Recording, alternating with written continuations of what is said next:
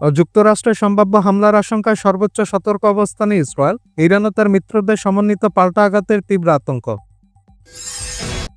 মার্কিন আগ্রাসনে ইরানকে আকাশসীমা ও ভূখণ্ড ব্যবহারে না করে দিল সৌদি আরব, তেহরানকে দেওয়া রিয়াদের বার্তায় ওয়াশিংটন চাপে। মধ্যপ্রাচ্যে মার্কিন সামরিক ঘাঁটিগুলোর বিস্তারিত তথ্য প্রকাশ করল ইরান, হামলা হলে বাহরাইন ও কাতারের ঘাঁটি টার্গেটে হুঁশিয়ারি। কঠোর দমনপীড়ন ও অনিশ্চয়তায় হাজারো ইরানি পাড়ি জমাচ্ছে তুরস্ক সীমান্তে, অস্থিতিশীলতার পেছনে বিদেশি ষড়যন্ত্রের অভিযোগ বিশ্লেষকদের।